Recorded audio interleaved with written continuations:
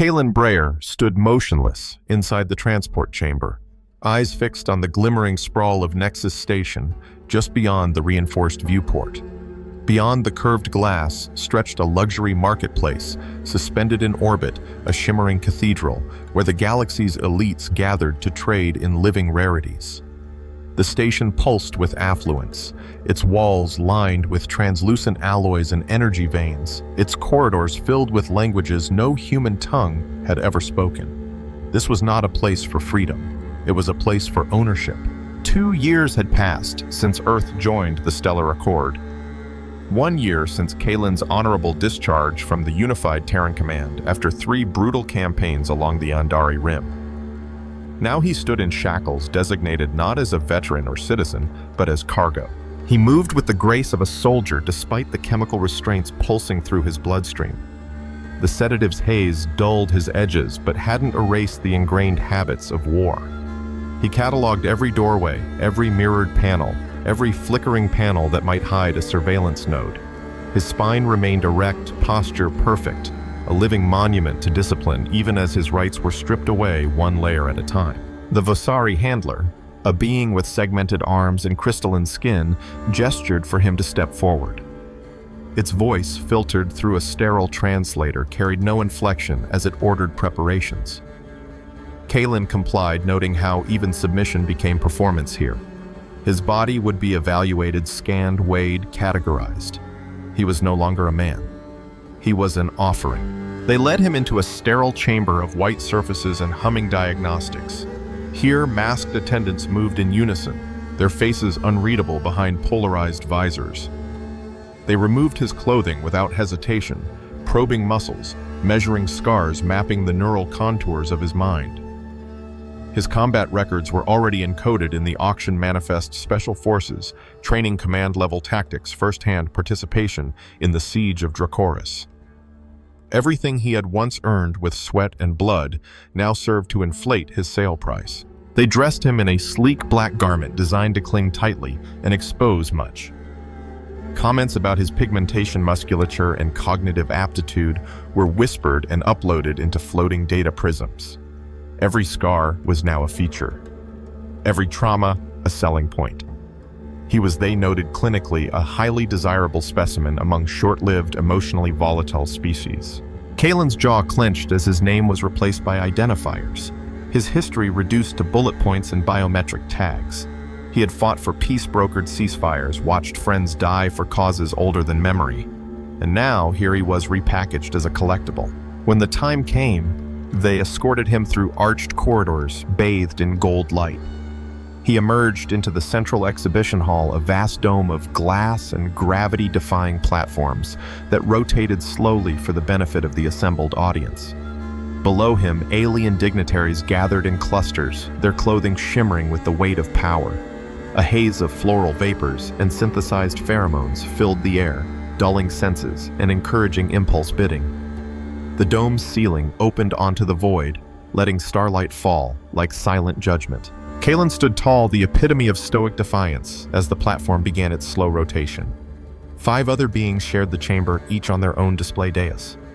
All were classified as rare, exotic, valuable representations of life, stripped of context, chosen only for their scarcity and visual intrigue. He was among them the only human. An unseen announcer recited his credentials through the speakers in flowing galactic basic. Terran male, physically intact, decorated in combat, responsive intelligence, capable of communication. Each phrase dehumanized further. Each word chipped away another piece of the person he had once been. The crowd murmured with curiosity, their languages laced with layered interpretations of frailty, brevity, and emotional volatility. Some marveled at his rarity. Others questioned the logic of acquiring a creature that might not live past a century. The logic of the market was twisted, driven by desire, not reason. As the auction commenced, bids rose hesitantly. A few elite collectors showed mild interest, encouraged by the idea of possessing a creature from a newly admitted species. Others scoffed, preferring long-lived pets or species with more ornate biology. Kalen watched his worth rise in credits, then falter. His humiliation deepened, not because he was for sale, but because even now he wasn't considered worth purchasing. Then the chamber shifted. Massive doors at the far end of the gallery opened with ceremonial precision. The air grew heavier electric. Whispers turned to silence as all eyes turned toward the entrance. She entered. Virea Drassel, sovereign of the Empire of Thalran, the crimson throne of the galactic edge, and the most feared royal within the known sectors. Her presence alone silenced the room. Towering in stature, her skin marbled with living red veining wings of deep crimson tucked behind her shoulders, she embodied both terror and majesty.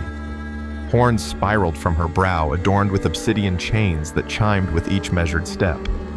She walked alone, but was flanked at a distance by 4 of her honor guard warriors of such imposing mass they might have been sculpted from the bones of extinct beasts.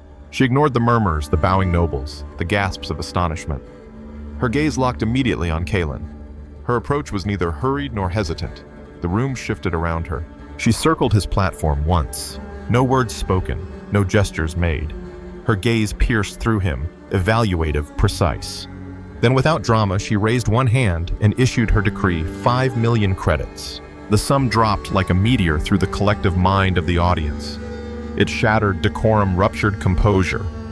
5 million was not a price. It was a declaration, a message. No counteroffer came. None dared challenge the will of Thalran's queen. Kaelin was transferred in silence, escorted by her private security directly to the royal vessel, a crimson-edged blade of architecture and war engineering fused into one impossible construct. Yet to his astonishment, he was not shackled, not restrained. The chamber they brought him to was not a cell. It was a suite, customized, luxurious, eerily tailored for human physiology. Oxygen levels, gravity temperature, all matched Earth norms with uncanny precision. He wandered the space, cautiously touching the walls, analyzing the arrangement. Every comfort had been anticipated, every need accounted for. He was no longer a prisoner. He was a guest, or a relic.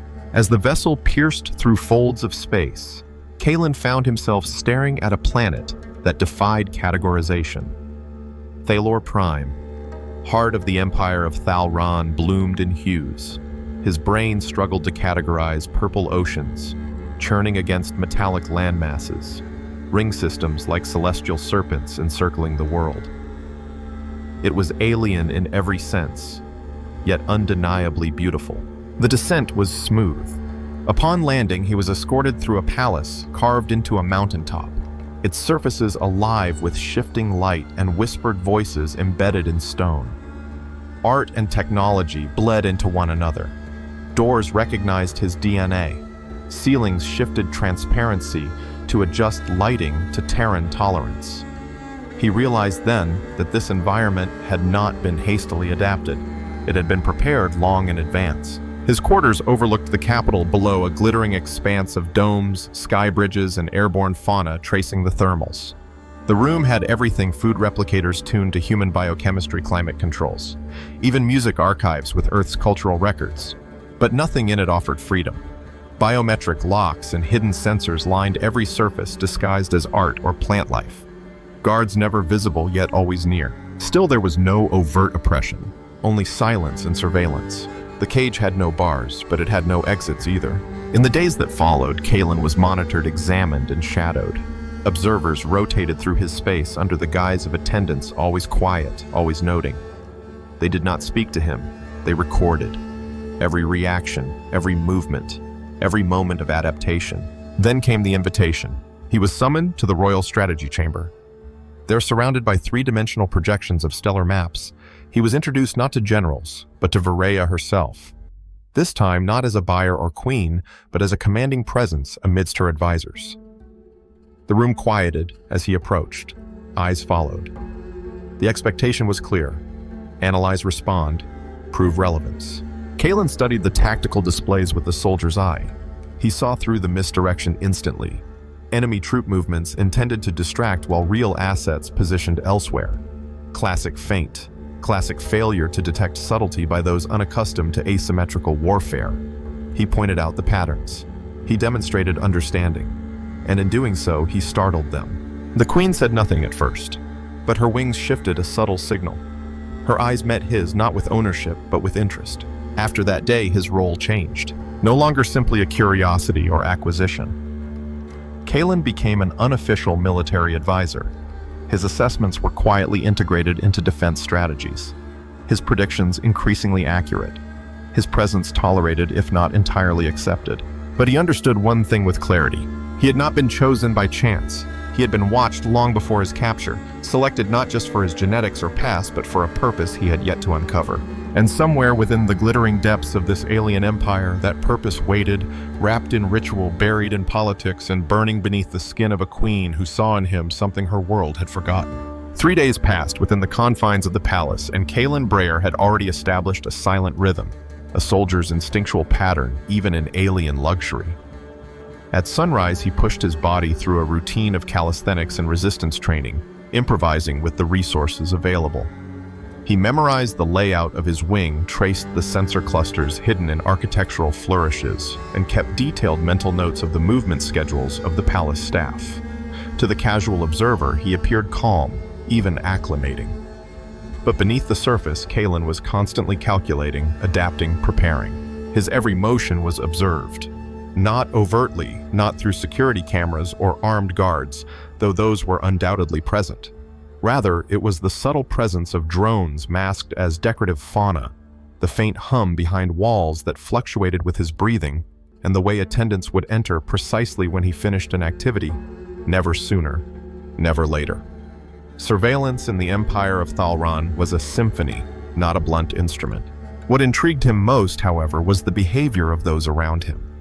The members of Varaya Drassel's court advisors and soldiers alike moved with a level of emotional restraint Kalen had never encountered. Conversations were clipped gestures, minimal eye contact fleeting. Even among those who clearly held power, there was a constant atmosphere of tension wrapped in ceremony. They revered their queen certainly, but it was not the reverence born of loyalty. It was closer to awe or fear. On the fourth morning, the rhythm broke. He was summoned, not requested, to the strategic chamber once more. The room was alive with projected starfields, defensive grids, and shifting algorithmic simulations. Kalen stepped inside under the watchful gaze of a dozen high-ranking officials, each bearing variations of the red-veined crest of the Thalron Empire. Among them stood Viraya herself, clad in a toned version of her ceremonial armor horns, gleaming wings folded with effortless authority. Silence fell as Kalen approached. The advisors regarded him with varying levels of disdain. At the head of the room stood Malric Sovin, Grand Praetor of Military Intelligence, whose narrow face and silver-fringed robes signaled both status and suspicion. He made no attempt to hide his disapproval, his voice sharp even without words. Kalen could feel the air thicken with challenge. But it was Viraya who dictated the space, and with the faintest motion she turned attention to the center of the room. There, a three-dimensional layout of a contested border system glowed faintly, the patterns of movement clusters of Meraxi's coalition ships flaring and fading told a story only the trained could read. Kalen read it at once. The apparent buildup along the outer moons was a decoy. The true positioning of forces masked by fluctuating energy signatures and strategic data obfuscation pointed toward two unexpected strike corridors. He stepped forward and outlined the vectors. His interpretation caused a wave of subtle reactions, barely perceptible. Flinch's narrowed eyes, tense, fingers brushing weapon hilts. But Viraya said nothing. She merely turned toward her senior tacticians and issued a brief gesture. The simulations recalibrated to match his hypothesis. Within seconds, the probability of a successful enemy breach dropped by 47%. Later, as the chamber emptied, she held him back with another imperceptible motion. The two of them stood alone beneath the floating star maps. Her wings had unfurled slightly, the crimson feathers catching the ambient light like molten metal. For a long moment, there was nothing but silence. Then in a voice that carried neither triumph nor doubt, she acknowledged the impact of his intervention. He had in all likelihood just saved thousands of Thalron lives. Kalen felt the shift before he understood it. This was no longer about strategy. Something deeper was being tested. A boundary between ruler and foreigner, between observation and engagement, had been crossed. Viraya studied him not with command, but with curiosity, a curiosity layered in something unspoken. Her movements were deliberate, her proximity unmistakably intentional. And yet, before any further transformation of the moment could occur, the chamber erupted in alarms. Guards burst through the outer doors, weapons drawn. A breach had occurred internal, not external. Somewhere in the eastern wing of the palace, an explosion had triggered a lockdown. Varea's demeanor changed in an instant, the armor of royalty snapping into place. She issued orders swiftly and efficiently, her voice cold steel.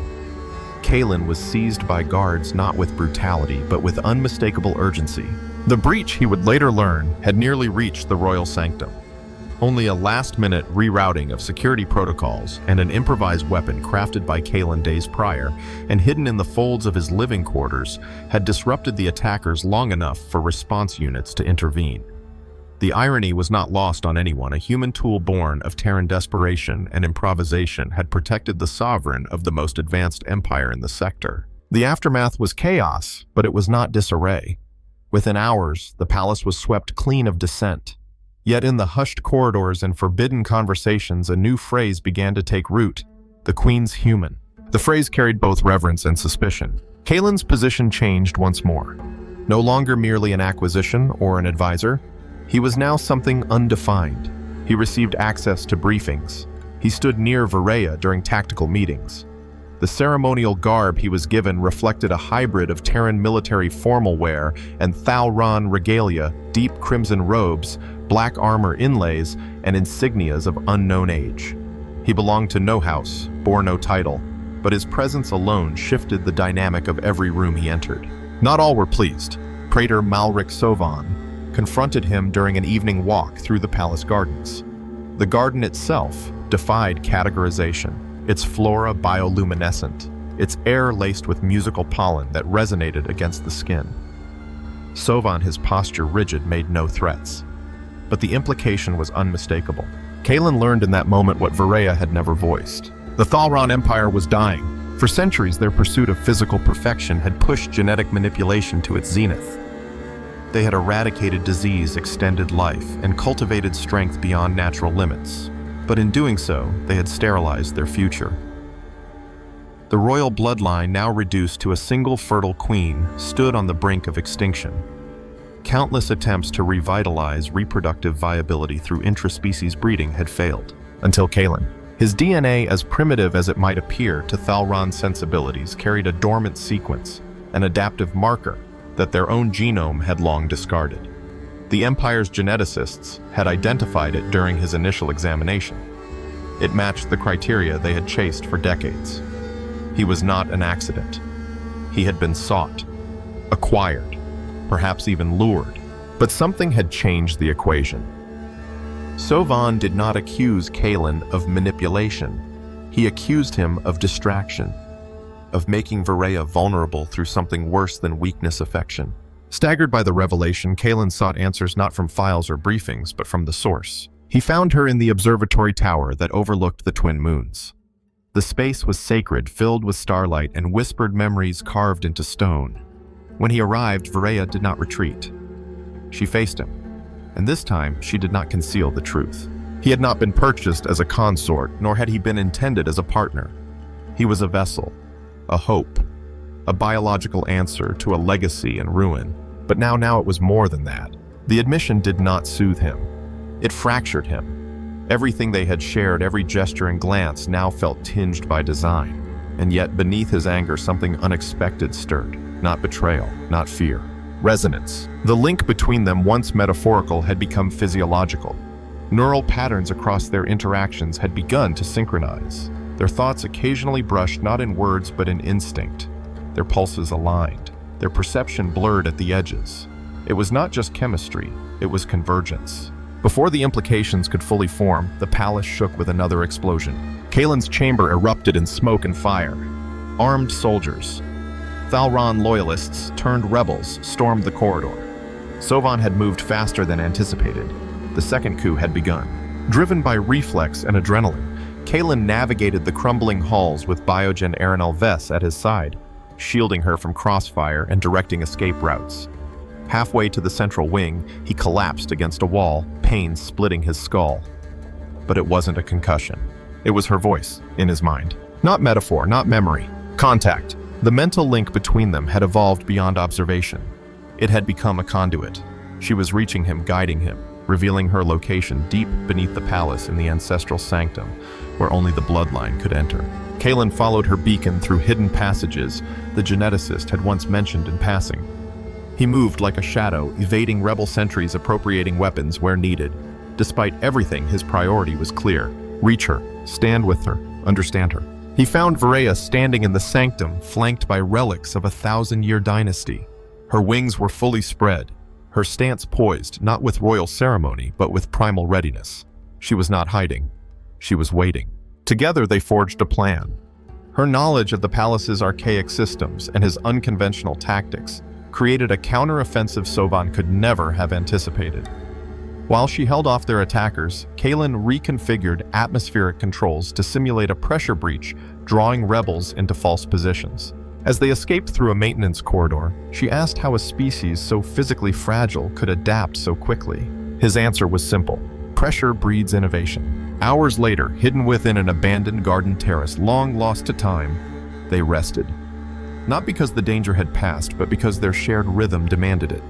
They sat together close, yet silent, and finally acknowledged the undeniable.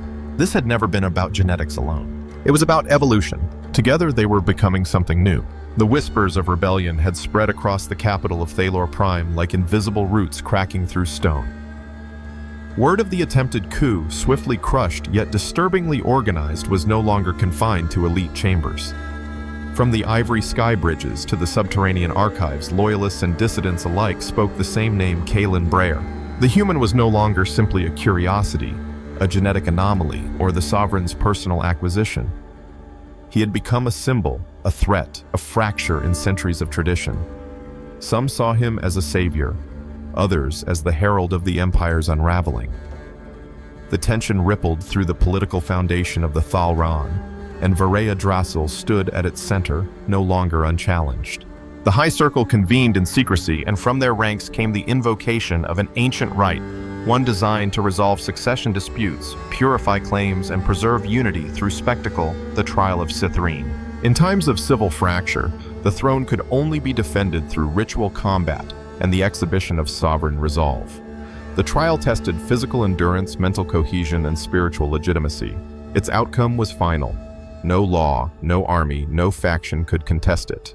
But the ritual had one stipulation bound to blood and symbol: the reigning monarch had to face the trial with their bonded mate. No outsider had ever stood in that circle. No alien had ever been called upon to defend royal blood through right. Until now. When the proclamation reached the sanctum, Kaelin understood immediately what it meant. It was not just a challenge. It was a reckoning.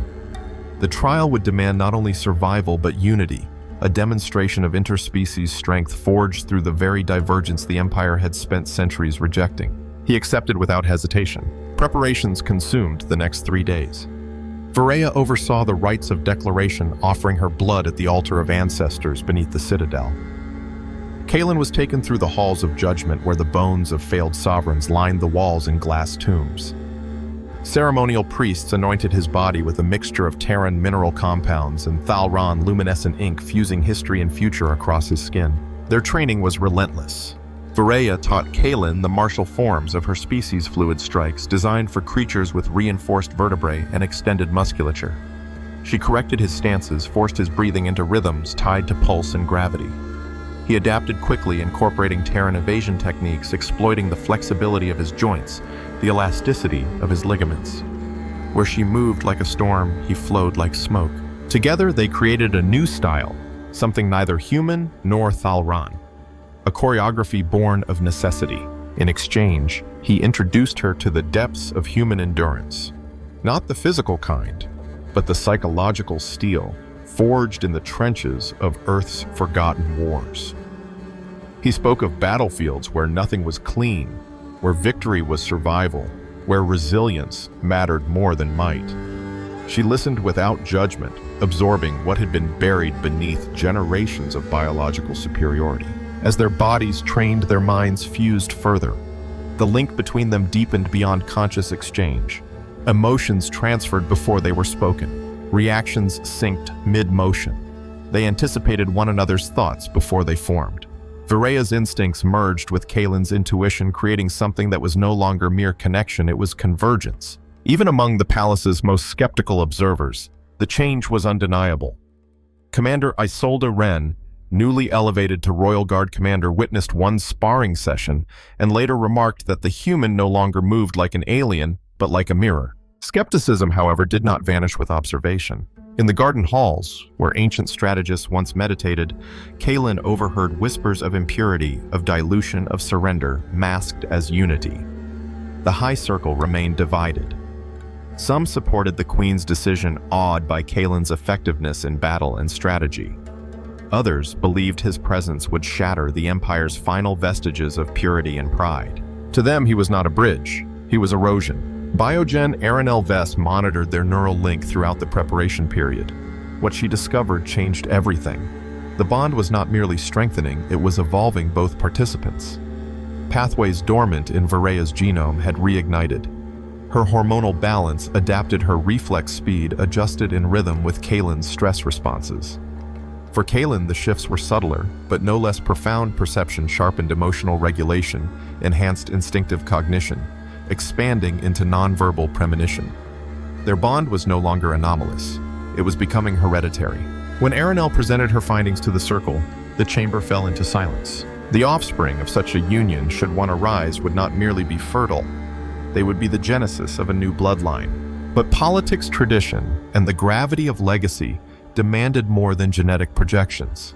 The trial would determine whether evolution had earned its place on the throne. The arena was a hollowed chamber beneath the mountain's heart, shaped by tectonic pressure and ritual fire.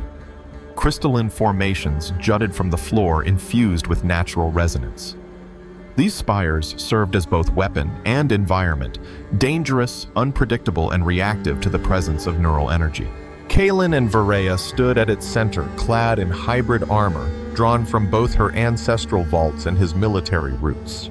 Red and black, woven with strands of memory and hope. Above them, spectating from floating platforms, the Empire's nobility bore silent witness. Malric Sovan, garbed in the sigils of traditionalists, stood beside his champion Garrick Thorne, a warrior bred for nothing but war. Garrick had never been defeated. He bore scars that shamed sculptures. His arms were the size of Kalen's torso. His crystalline blades pulsed with energy channeled from the planet's own core. He looked down at Kalen with the certainty of extinction. When the signal rang, the world became movement. Garrick charged with speed, unfitting his size, blades flashing. Kalen didn't meet the blow, he rolled beneath it, drawing Garrick forward into the spires. Shards of crystal shattered momentarily, blinding the brute. Virea entered the fray from the flank, driving a disruptive pulse into Garrick's side. But he absorbed the impact and retaliated with a strike that sent her skidding across the floor. Kalen pressed the advantage, exploiting terrain and leverage, targeting joints rather than muscle. Every move was calculated to confuse. He used Garrick's weight against him, momentum against power. Still, it was not enough. Time wore against Kalen faster than his opponent. Garrick's stamina, genetically engineered for prolonged combat, showed no sign of depletion. Kalen's arms began to shake. His vision blurred at the edges. The bond flared. Virea, watching from the other side of the battlefield, focused their connection. Her thoughts surged into his. Memories, instincts, strategies. But something else rode the wave, a frequency imperceptible to sound, but resonant in their shared neural field. In that moment, Kalen saw it. A vulnerability, not visible to the eye, but evident in neurological feedback. Garrick's species, for all its strength, relied on optic nerve synchronization attuned to specific light spectrums. They evolved in low-variance environments. Their balance depended on stability and visual harmony. Kalen moved into position. He angled his armor's reflectors. He aligned the crystal formations. Then, in a single calculated motion, he triggered a mirrored cascade, reflected light bouncing through the chamber in disruptive sequence. Garrick stumbled. His coordination faltered. Kalen struck, not with strength, but with precision. The blade sank just enough to force surrender. Garrick collapsed. Silence reigned. The chamber, trained by tradition to expect a final blow, held its collective breath. But Kalen did not kill. He extended his hand. In the perfect acoustics of the arena, the gesture echoed louder than any strike. He chose mercy. The challenge ended. Above, Commander Wren declared the sovereign bond intact, The trial passed, the throne secured. Crystalline spires retracted into the earth. Light returned to its natural hue. And from the hushed nobility came not applause, but contemplation. Varaya stepped beside him, wings half extended in gesture of unity. Their bond pulsed beneath their skin, no longer just a link. It was now legend. They had not just defended the crown. They had redefined it. The trial of Cytharine had concluded, but its aftermath rippled outward with the force of a supernova. For centuries, the empire of Thalran had existed within rigid protocols of inheritance and genetic purity. Its symbols were chiseled in stone, its legacies carried in blood.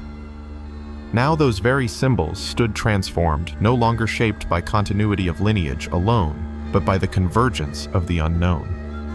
The human who had been deemed too fragile for ownership now stood beside the sovereign queen, equal in posture, forged in ordeal, and bound by something deeper than ceremony.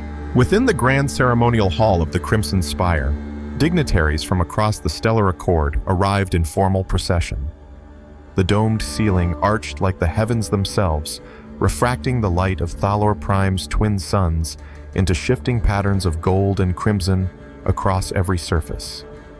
At the apex stood Varaya Drassel, clad in ceremonial regalia that fused ancient Thalran symbology with elements that unmistakably echoed Terran design, polished black alloys, layered sashes reminiscent of Earth military rank, and the sigil of unity newly inscribed in bioluminescent ink upon her chest.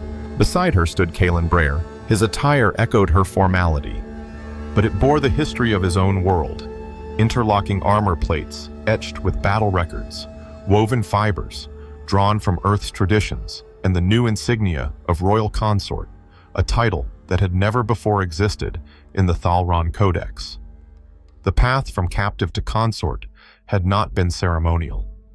It had been hard-fought, blood-bound, and earned not through diplomacy, but through sacrifice. Envoy Dareth Van, representative of the Stellar Accord, delivered the official recognition of the Union. His presence alone signaled a tectonic shift in interstellar politics. Earth, once peripheral in the great galactic mosaic, now stood tethered by alliance and blood to one of its most powerful empires. Trade embassies were already forming, mutual defense agreements had been signed in cautious optimism, and cultural archives were preparing for a deluge of Terran content. Among the onlookers stood High Lord Drevin Cole, formerly dismissive of Kalen's presence, now rendered silent by the spectacle of transformation. His skepticism, once vocal, had dissolved after Kalen's victory over Garrick Thorne became immortalized in broadcast simulations. The footage of a human toppling a genetically perfected warrior with adaptability and calculated mercy had gone viral across the Accord's core worlds. The phrase human ingenuity was no longer condescension. It had become a warning and a fascination. In a quiet moment before the vows, Biogen Aranel Vess approached with an expression neither clinical nor celebratory. She carried results final confirmation of the genetic interlink.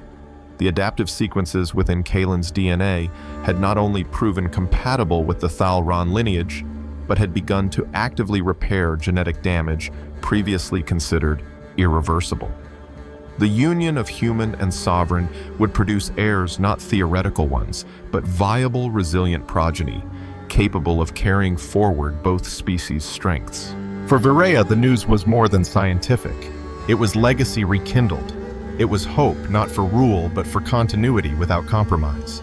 And yet, as she stood beneath the great arch of stars and completed the rites of bonding, Varaya did not speak of dominance nor of reclamation. She spoke of transformation, of unity not born from conquest, but from convergence, of strength no longer measured in density of muscle or clarity of genetic lineage, but in the capacity to evolve together. When the vows were exchanged first in the ancient tongue of Thalran, then in standard Terran dialect, a silence settled across the assembly.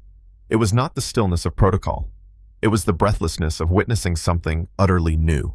As the sun set, casting twin shadows behind the united pair, the future of two species tilted on a new axis. In the weeks that followed, the full implications of the alliance began to take shape. Trade lanes previously restricted to Thalran vessels opened to Earth-based convoys. In exchange, Terran engineers and biotechnologists were granted unprecedented access to Thalran architecture and medical infrastructure. Innovations flourished almost immediately. Human modular thinking combined with Thalron biological integration produced advancements in adaptive armor atmospheric terraforming protocols and even new synthetics that responded to neural intention. Art flowed in both directions. Terran music, painting, and cinema infiltrated the Empire's upper echelons. In turn, Thalron sensory sculpture and quantum harmonic resonances entered Earth's cultural circuits, sparking a renaissance of interspecies creativity. Yet for all the grand movements unfolding across star systems, life within the palace remained personal. Kalen trained daily with Commander Isolde Wren and the Royal Guard, his techniques now considered essential additions to the Empire's tactical curriculum. His emphasis on unpredictability and distributed response challenged the traditionally linear training of the Thalron elite. Some resisted, but most watched him with the wary respect once reserved for sovereign-born tacticians. Varaya, meanwhile, governed with renewed vision. Her rulings began to include Terran philosophies of democratic process, not as replacements for imperial law, but as advisory structures, checks against blind tradition. Council sessions were no longer solely comprised of bloodline nobles. Scientists, historians, and even commoners were called to speak. The whispers of revolution were replaced by murmurs of rebirth. Yet not all shadows vanished. Malrik Sovan, the architect of the failed coup, remained under observation. Though stripped of authority, he had not vanished. He lingered on the fringes of every public event, eyes calculating presence heavy. When Kalen approached him during a diplomatic gathering, the exchange was cold but necessary. Sovan acknowledged his defeat, but warned that unity built on novelty often collapsed beneath the weight of expectation. Kalen responded not with words, but with an extended hand. It was not forgiveness, it was responsibility. Afterward, Varaya asked what had been said. Kalen answered only with a nod. Trust had not been regained, but neither had it been severed. The wounds of legacy would take generations to heal. Night fell across Thalor Prime. Within the royal quarters, the palace dimmed to its bioluminescent nighttime glow. Varaya sat at the edge of the ceremonial bed, wings folded, eyes focused on nothing. Kalen stood beside her, arms crossed, mind adrift. They spoke of the future not in strategy or policy, but in blood. Their children, the fusion of Terran adaptability and Thalron precision, would not be born into ease. They would carry the burdens of two civilizations, expectations vast and unknown. Their appearance abilities, even perception by the wider galaxy, none of it could be predicted. Varaya placed a hand upon Kalen's, her claws gentle against his skin. She spoke of strength not as dominance, but as resilience. They would raise their offspring to question, to adapt, to endure. The court might whisper, the world might watch, but lineage would not be their definition. They would define it. In the quiet that followed Aranel's final report, pulsed in the memory banks a confirmation that the neural bond had not only stabilized, but had created a new baseline of shared consciousness. Theirs was no longer a pairing. It was a precedent. The implications stretched beyond intimacy. If their offspring inherited the link, a new form of cognition might emerge, cross-species telepathic architecture once thought impossible. Evolution, once measured in millennia, was now accelerating by choice. The following morning, Kalen met with Envoy Van in a sealed chamber. The Federation's representative, typically measured in tone, carried visible excitement. Earth's artistic communities had already produced holographic operas based on the trial. Schools had begun teaching Thalron philosophy and linguistics programs. In military academies, Kalen's challenge had been translated into dozens of tactical curricula. The ripple effect had surpassed every projection. But the true transformation, Van admitted, was ideological. A new initiative was forming within the Accord, a diversity council designed to codify representation across species, inspired by Kalen and Varaya's union. Not symbolic, foundational. Kalen agreed without hesitation. Later, as he walked the garden paths carved into the side of the mountain, he paused at a fountain constructed of liquid crystal. The surface danced in response to neural presence, shifting in tone and shape based on the emotions of the viewer.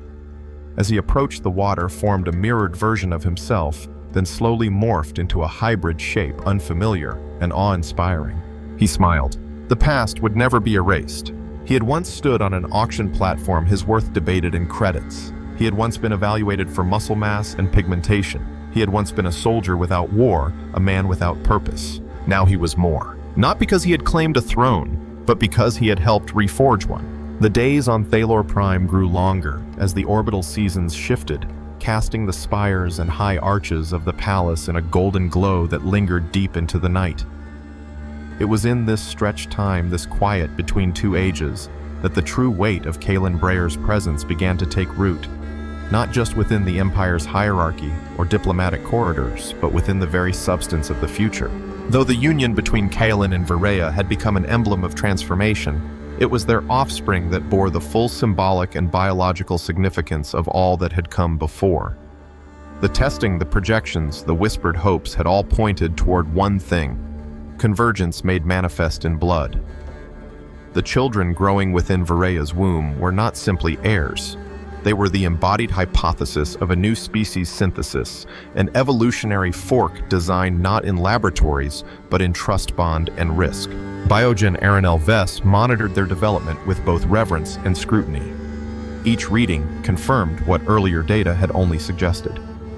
The embryos carried not just the genetic material of their respective progenitors, but an active hybridization never before observed. Terran DNA, chaotic adaptive responsive to trauma, wove itself around the structured, precision-forged Thalron code, filling in the long dormant gaps that had caused centuries of reproductive stagnation. Cellular regeneration rates were off the charts. Neural development displayed early signs of synchronization patterns already mirroring the bond shared by their parents. But the revelations came with shadows. Even within the now unified high circle, voices of dissent remained. Some feared that the offspring would become a bridge too far, neither human enough for Earth nor Thalron enough for the Empire. A generation born of both worlds but belonging to none. Others whispered of their potential power, viewing them as unpredictable anomalies rather than hope. Vareya responded to these tensions not with force but with unwavering visibility. She refused to hide her pregnancy behind protocol. Instead, she stood in the throne chamber flanked by Kaelin as reports were read, treaties signed and laws ratified.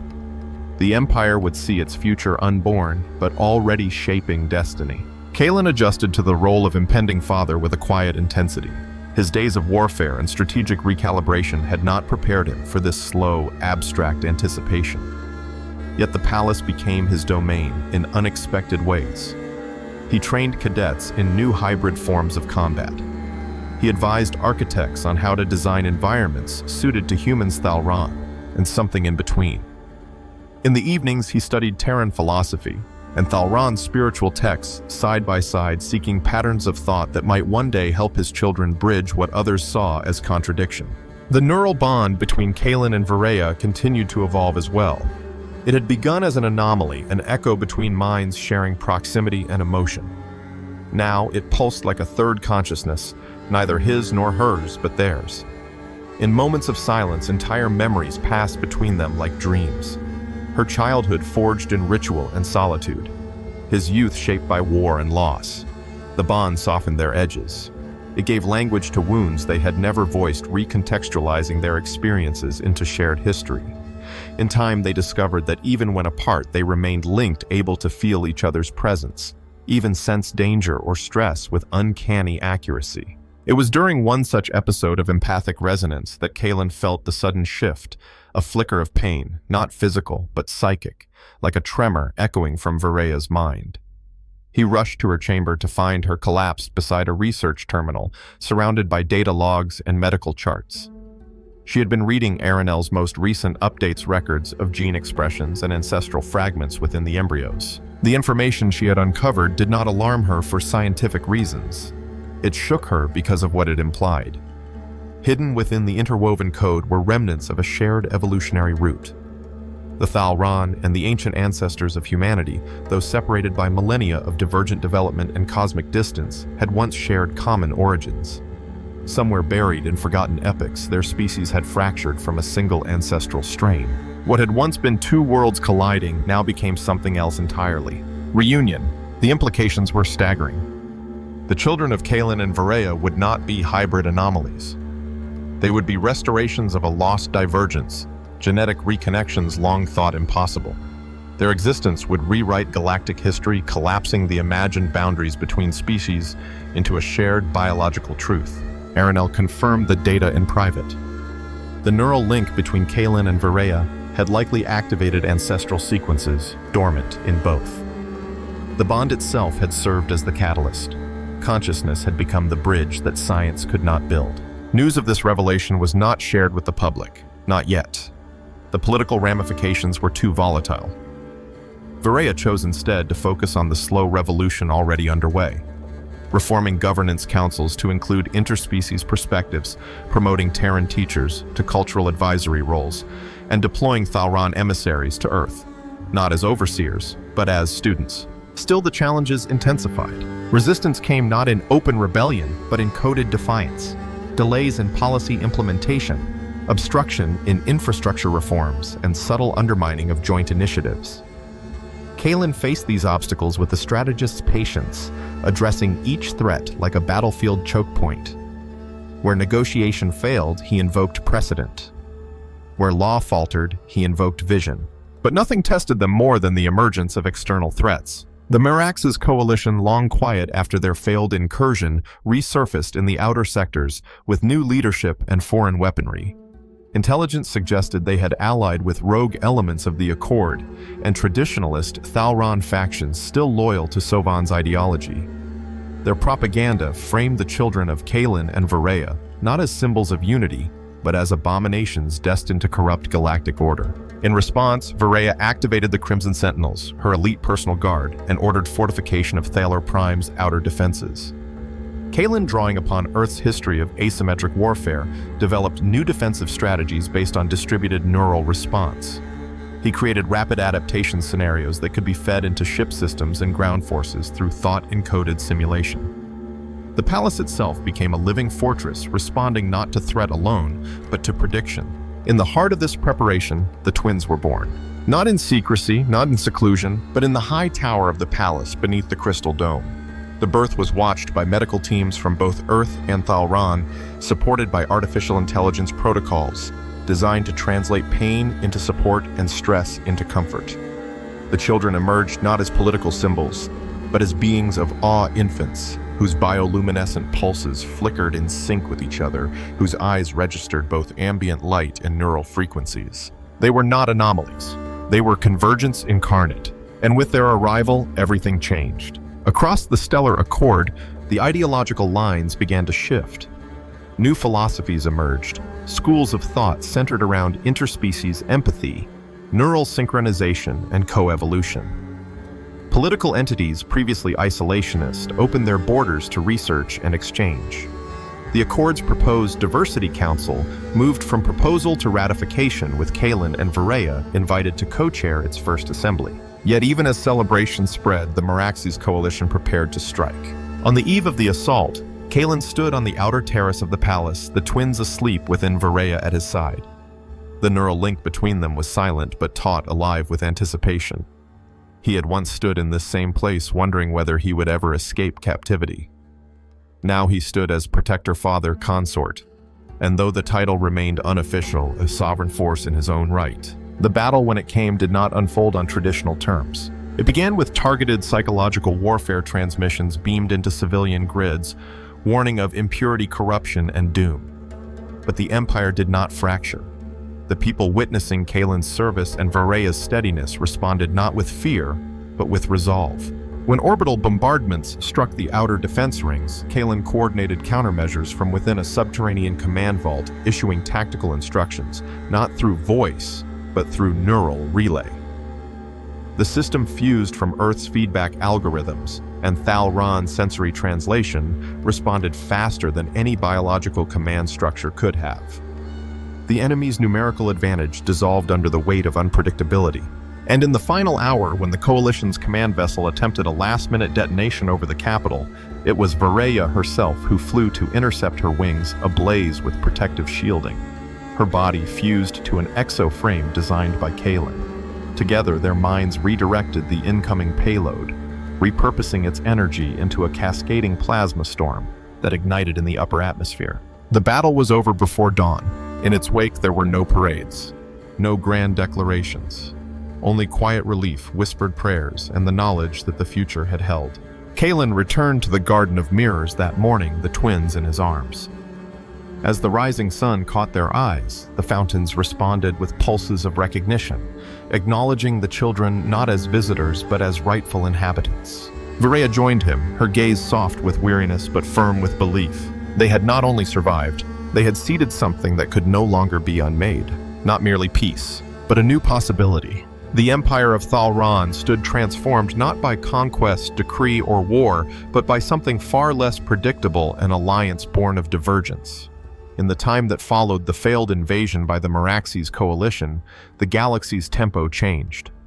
Star charts were redrawn not with borders and trade zones, but with pathways of understanding previously thought impossible. For the first time in recorded history, evolution was no longer dictated by isolation, but by synthesis. At the center of that synthesis stood Kalen Breyer and Varaya Drassel.